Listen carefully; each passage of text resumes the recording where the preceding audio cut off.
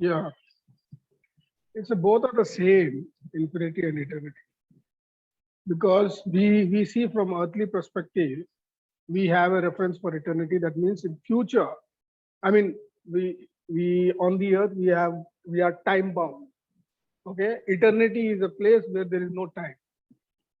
So eternity is a place where there is no end, no beginning. So for us, the eternity is that means we are under time. One day time finishes and we go there. So that's what the eternity understanding. And infinity is scientific term of expressing eternity, because scientists found out, whatever was the beginning will also end. The beginning and the end will look like. So infinity is what started, it will come back to the same place. Circle, it folded circle. Wow, amazing. Thank you so much.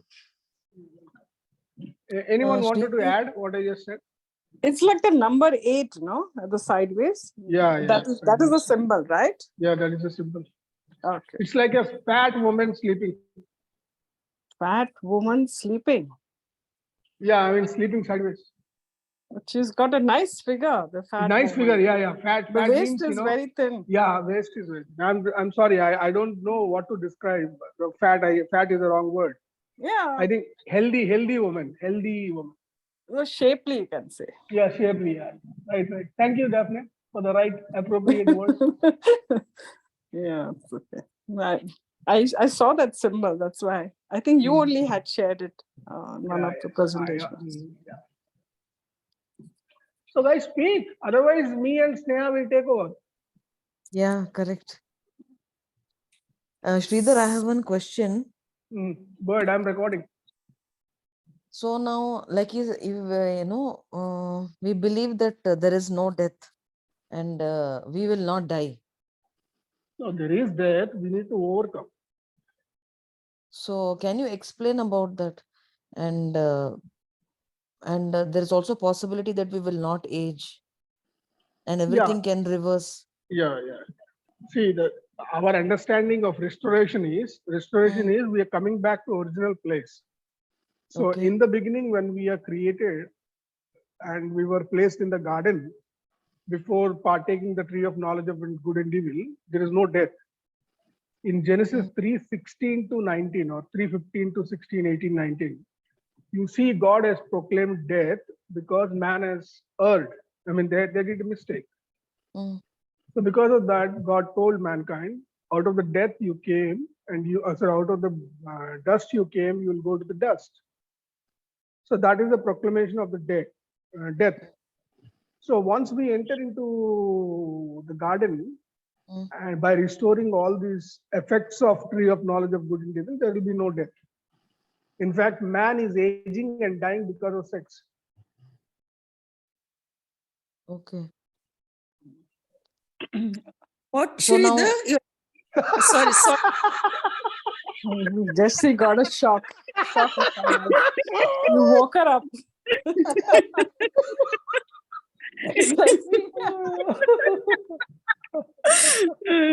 Sheila, don't say such blockbusters.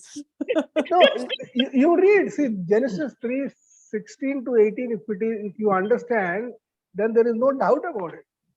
But God only said, "Go and multiply, bear fruit." But bear fruit, but not the way Satan wanted. There is another way to do it. okay, now last time we heard that God told Abraham, "I'm going to give you a son." And then what they did, God waiting, God waiting for that moment when Abraham is ready. But then Abraham and Sarah, they come up with the project, Hagar project. And God has not accepted, although blessed that child, God has not accepted the child. In a sense, God will accept everyone. But whoever we do with our strength, see, even the negotiation of Abraham is, I believe, useless. Because he negotiated for Lot of Sodom and Gomorrah. He negotiated, but out what came out of Edomite and Amorites, and they were the enemies of the children of God. So the best thing is like Eli, when God says you are going to die, you say, "Okay, God, That's the best way to do it. See, whoever negotiated with God, they all messed up.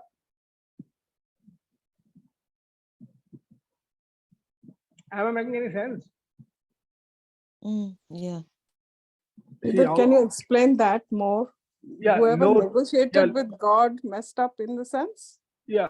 Abraham negotiating for Sodom and Gomorrah, he wanted to save the 10 people, right? Basically, he wanted to save Lot and Lot's family. Yes. What happened? Lot came, wife was freezed and become a salt pillar, and two daughters, and this guy was staying, and daughters came up with the idea of producing the children, slept with the father, and one out of one came the Amorites, another came Edomites. The both are enemies of the children of Israel when they were walking, when they are going to the promised land, or in fact, on the way. That is one example. There are many examples. You see, whoever negotiated with God for others. See, God, you need to understand. Now, in the New Testament, now after 2000 years, we understand little bit that God is love. And what he does is always good. See, this guy, Moses went to, when Israel, not willing to enter the promised land, God said, I'm going to wipe them out. This guy, Moses went and negotiated. They are very good negotiators, Jews. What happened? What is the outcome? Anyhow, they all died in the wilderness. Of course, their children have gone into the promised land. They all died. So the wisdom is whenever God says something, even if it is against you, you have to trust in his love. What he does is right. Because he is merciful, he allows you to have your way, but that way is not going to help you. Okay, so you're talking about circumstances in your life. Everything. That's what I'm saying. So You don't pray or intercede. You just accept. No, Is that- I don't pray and intercede. I just, if God brings something, around my life which is difficult, I accept it because I know He is in love. He is love, and in love He is doing something so that I will change or the circumstances will change. Either I you're not never making go- sense. You're not making sense either. That's fine. That's fine. You're not making. Yeah, Yeah. that's fine. It's not making sense. I can't. It's not me. I don't agree with this. I mean, it's totally. Okay. Yeah, you go and fight with God then.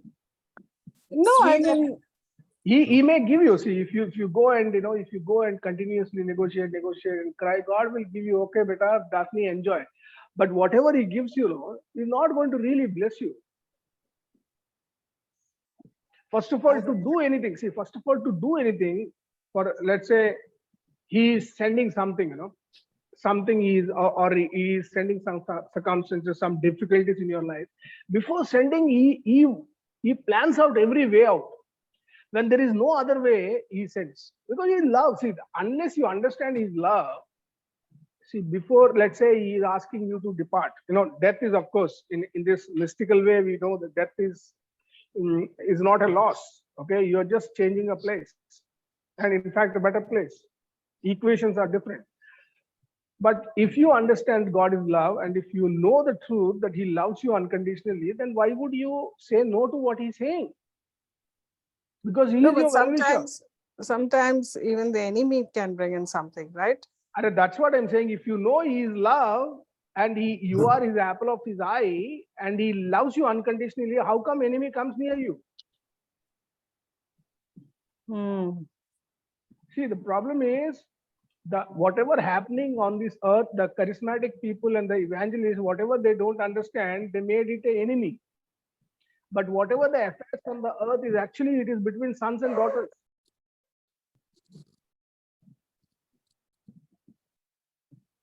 But when we have Whatever he wanted to do, he did. He did the manipulation in our DNA. He don't need to do anything. In fact, he was bound. After Jesus crushing his head, he is limited. He is not operating in his full power. And he will not be released until the mankind will operate in his full power. So don't think Satan is a free hand. God has given him a free hand. No, he was restricted. After the crucifixion, he was restricted. So whatever you see, the schemes, plans, the obstacles, whatever happening on this earth, it is all mankind. So you mean to say we, whatever comes into our lives, good or bad, we just surrender and say, God, Yeah, surrender means you have to accept. You have to accept. See, when you accept, no, there is a way out. Because yeah, everything comes. accept like surrender only, no? Okay. Yeah, yeah. God. Surrender is Yeah. not like movies where you raise No, your no, hands no. and hands up. It's not hands up. Yeah, that Not I hands up. understood. Yeah. Surrender means accepting. So See, not that fighting against anything, good or bad. I think the day we know He is God and He is love, most of our issues will be over. Yeah, Hmm. true. See, I agree. Jesus was operating, the people are going to kill him. Did he use the angels given to him? Okay, then what it means, the violent takes the kingdom of God by force. What it means? They have taken violent already taken. The violent is you need to be violent against your will. Violence, you have to use the violence against your soul.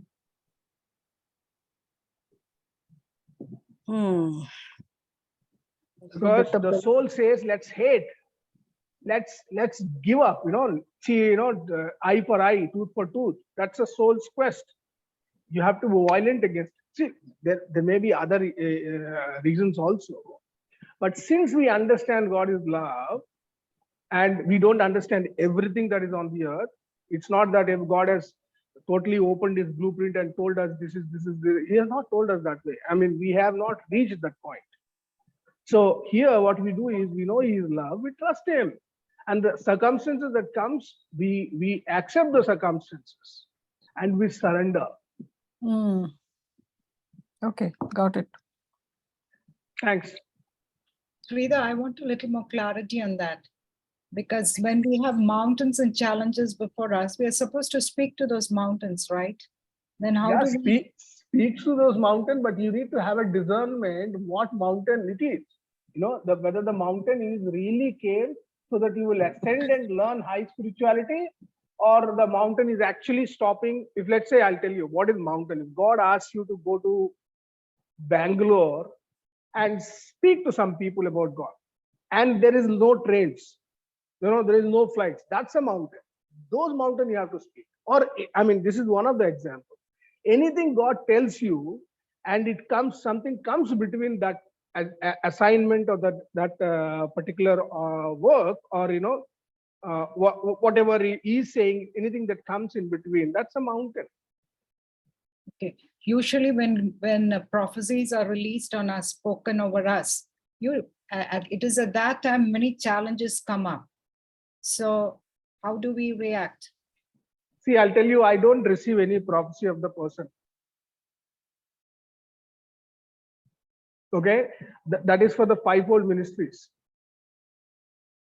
Okay, I believe I am beyond that. I don't require any prophecy, because every day I'm going and talking to my Father. Why I need prophecy? I know the prophecy is Jesus. We need to be like him. That's a fulfillment of the prophecies. If somebody says your daughter is going to get married to someone, your daughter is going to study, you're going to get this, you're going to be a prophet, you're going to be, no, I don't want to listen all that. All the promises are yes and amen to me.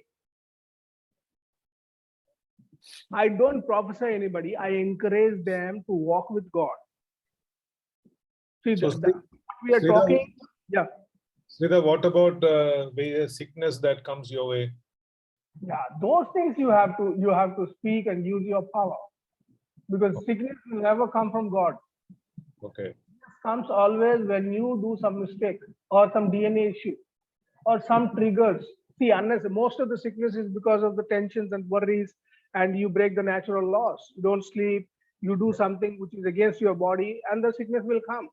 But in spite of that sickness, you have your authority, use it. But unless God permits it, it doesn't come to you, right?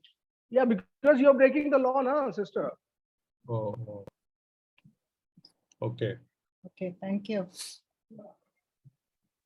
See, because we are God's children, it doesn't mean we are above all the systems of the world. Okay. See, when Israel was in problem when the foreign kings coming and invading and taking them. The greatest prophets are in the midst of it, and they also suffered with God's children. And I think just to add to the question that Sister Molly had asked, I think there's a common myth that we all have saying sickness comes because only when God permits. Actually, God doesn't permit. And I think many sickness, even today, when you listen to epigenetics and things like that, people have now come to an understanding. I'm talking about scientists, the secular people who don't necessarily follow Christianity or even religious, right? So they are saying the first step to any sickness happens in in your consciousness, and the sickness manifests in your body. So there is no God in the whole story of the sickness at all. Yeah, It's completely correct. unbiblical as well. Yeah, very true. Thank you. Okay. I think Yes. we are all being indoctrinated to believe, oh, God has allowed us to go through this season and carry your own cross and things like that. So especially on the sickness, I'm only talking about the sickness part. No, but I believe if we see, the issue is, once we consider God as ourselves and the people on the earth like our children, you tell me, will you give your children sickness to discipline them? No, Will you send your sons to hell? no. If you just consider yourself as a father, God, and your children as people, and you judge everything what Bible says, I think you will get best clarity.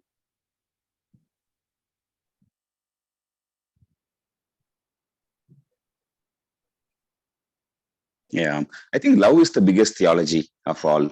Yeah. And that's why you can prophesy and everything, but then Paul says above all it's love. So end of the day, love is the best theology.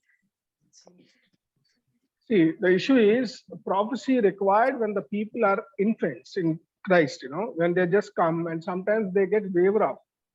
Sometimes they have doubts. Sometimes they see others functioning and they could not function. That time, prophecy comes as an encouragement. But prophecy encouragement is for and prophecy should not be. See, I'll tell you, most of the people in the church, you ask them, do you consider you are equal to all? If just somebody receives a prophecy, he thinks he is better than others. And the people who have not received, they think that those who got the prophecy, they are better than them. So anything that comes and breaks our equality is not from God at all.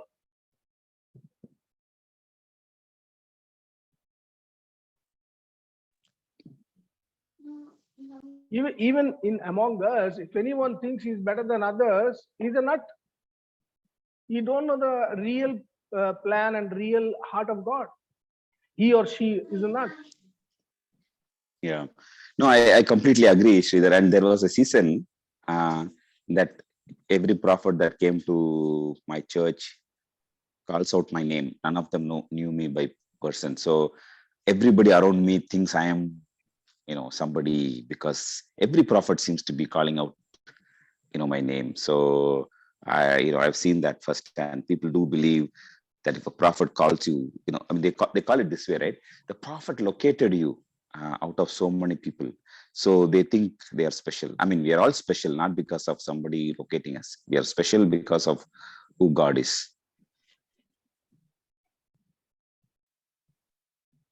And I believe sometimes, God hides you from all this, this prophetic game thing going on in the body of Christ. God hides you.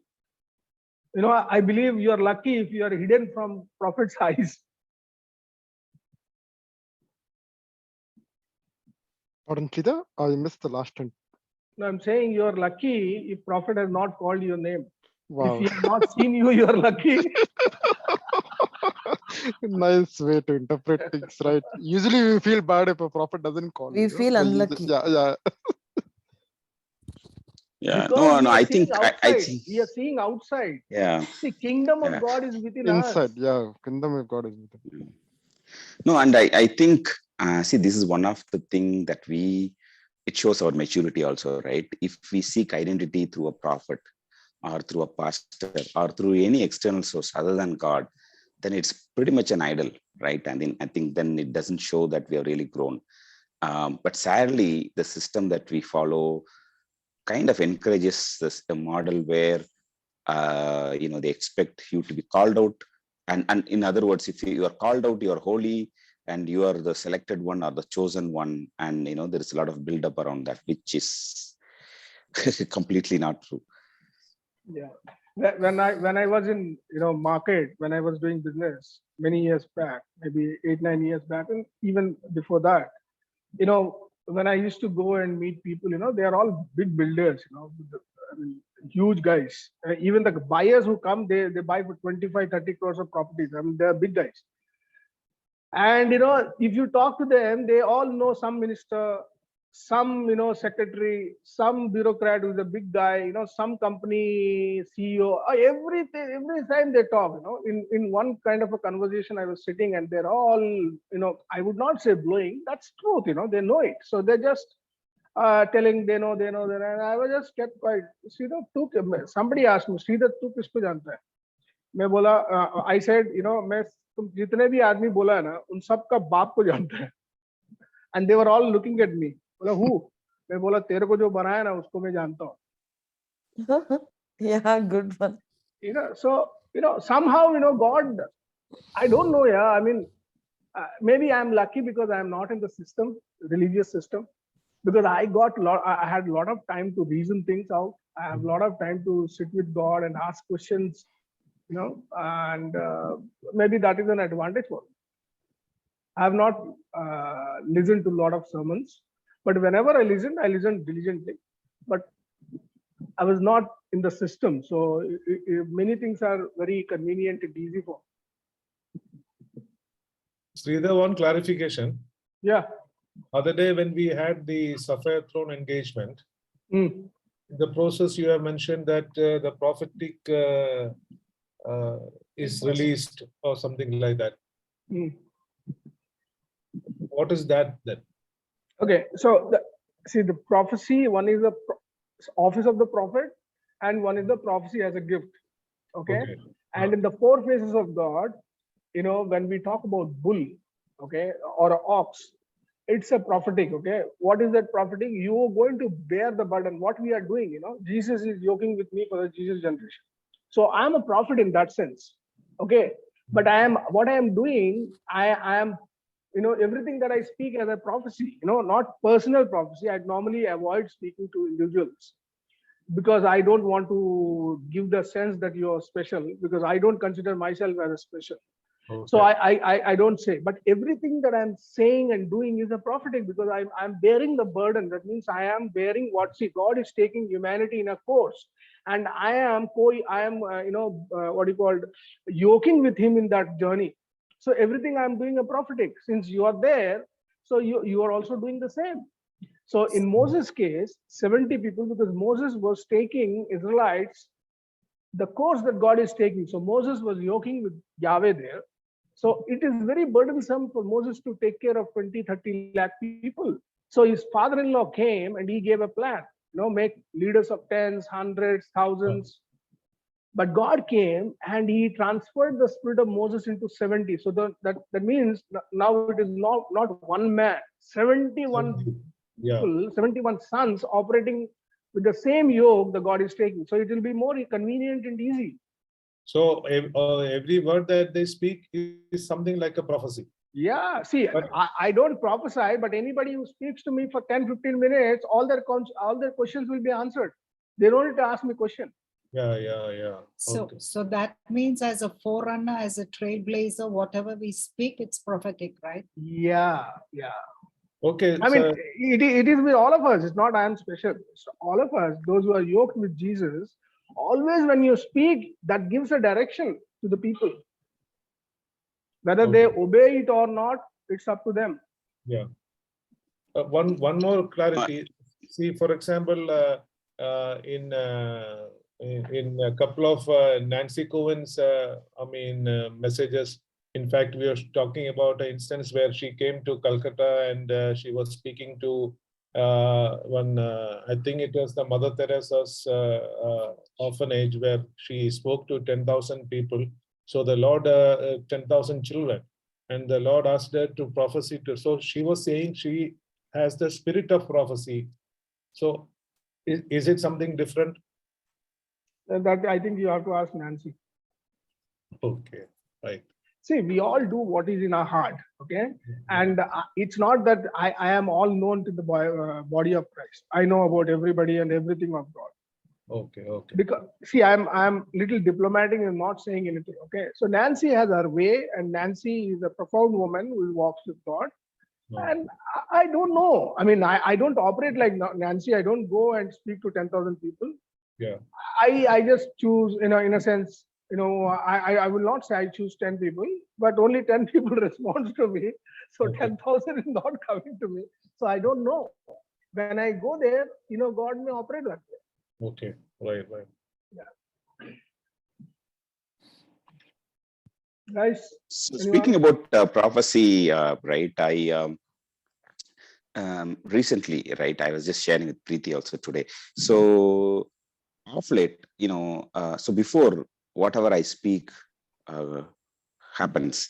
So then I realized I need to be careful with my words and not do loose talk, because anything I speak, simple things, right? I tell my boss, like if I'm going out, if I plan to go out, I just send a message to my boss and saying that I have a doctor's appointment. You need to excuse me today evening.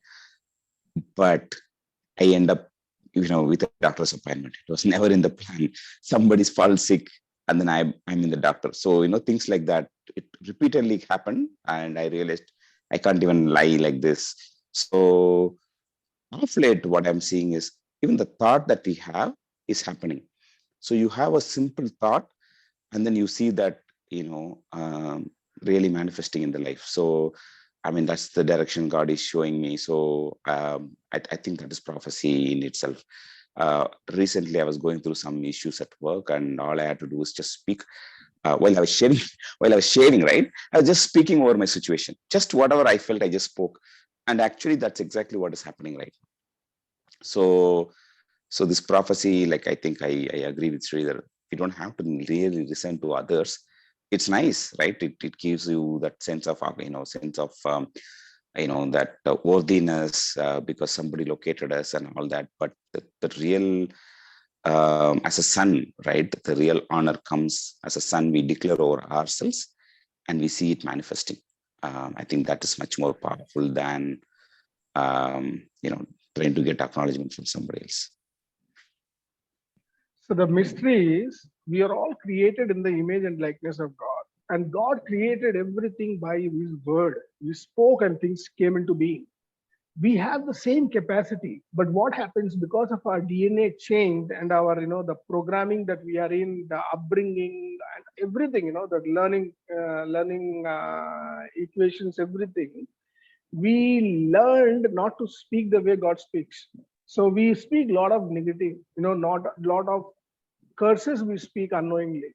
So if God gives that, he unleashes the power that he carries in our life, we will destroy ourselves and will destroy people around us.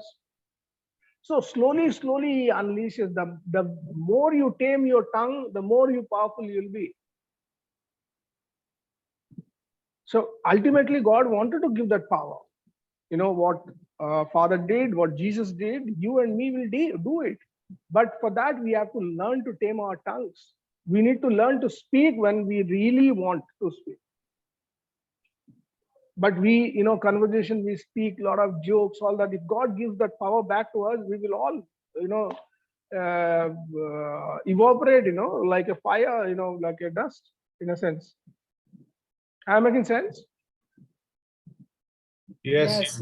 Yes. Okay, so what we'll do is 15 minutes, we will wait on the Lord first, and then 15 minutes without music, first with music, then without music. And after that, we will go into a session. Is that fine? Yes. Yes. Yeah. Anyone wanted to ask any question? Yeah, I want to ask. Yeah, please go ahead. So we'll do it later or now? What? Question. Yeah, do it now only. Okay. Now coming back to the same thing, reversing and walking in restoration. And how do we look at things like I'm not going to die and I'm going to live forever? Yeah, What the kind of Jesus, clarity and yeah, understanding I should have? yeah. That's a Jesus generation. When we come to real meditation of Jesus generation, Mm. that restores us and put us back into where we were. So the actually Jesus generation meditation we have not entered in actually. Mm. We are just creating an atmosphere so that we will all resonate or we will all agree to each other. So everything that I'm doing to bring us into one same frequency, and after that we will enter inside the veil, and we will do that. Maybe we'll do 6 sessions for the 6 things, and then maybe we will add all of that into make it into 1.5 hour or 2 hours engagement, and then I'll give you audio or video of that, and then you can daily engage that for a time until you don't require it. You engage without any help, and then my job is over. Because it will take time, because God told us this journey is not it's like a tortoise race. It will take some time, so you have to pursue him continuously, and then you will change. Your body changes first, Okay. yeah, that only God does. There is no magic wand. I'll just gumao and you'll become immortal. Yeah, true. Because God can do that, but in a way, while we are transforming, and I believe God is going to teach us many lessons. Only I said you all keep a book, because when we do the real engagement of Jesus, you have to write it down what God is saying, what God is showing you, what you hear. So and then you have to share with one another so that we will all have a bigger picture. Okay. Is there any other questions? Jacinta, your doubt is clear? Not really. We'll speak some other time. Chupa Rustam.